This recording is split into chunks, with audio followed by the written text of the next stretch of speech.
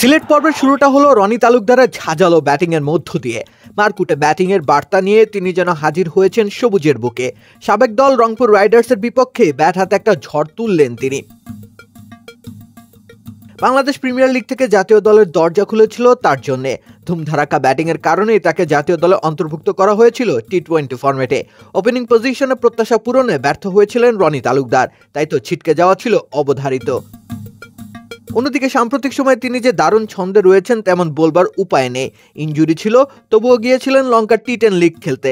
তবে কোনো ম্যাচ না খেলে তিনি ফিরেছেন দেশে। এরপর এনসিএল টি20তে ঢাকা বিভাগের হয়ে মোটামুটি একটা সময় পার করেছেন।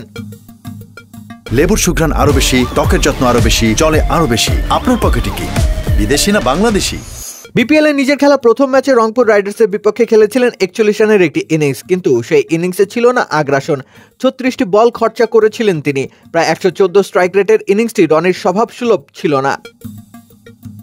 কিন্তু ঢাকা পর্বের সেই ম্যাচের আক্ষেপ যেন তিনি উড়িয়ে দিলেন লাক্কাতুরার আকাশে। প্রায় 169 স্ট্রাইক রেটের একটা ইনিংস খেলেছেন তিনি সেই রংপুরের বিপক্ষেই। মাত্র 32 বলে 54 রানের দারুণ এক ইনিংস উপহার দিয়েছেন তিনি। সিলেট পর্বে ঘরের দলকে এনে দিয়েছেন শুভ সূচনা। সিলেটের দর্শকদের 4 ছক্কার আনন্দে ভাসিয়েছেন রনি তালুকদার। 7টি 4-এর বিপরীতে 3টি ছক্কা হাঁকিয়েছেন রনি। তাতে করে বড় সংগ্রহের ভিত পেয়ে যায় সিলেট স্ট্রাইকার্স। বাকিরা সেই ভিতের উপর দাঁড়িয়ে সংগ্রহ বাড়িয়ে নেওয়ার কাজটা করেছেন। এমন আগ্রাসী শুরুই তো রনির কাছ থেকে প্রত্যাশিত। রাকিব হোসেন রুম্মান, খেলা 71।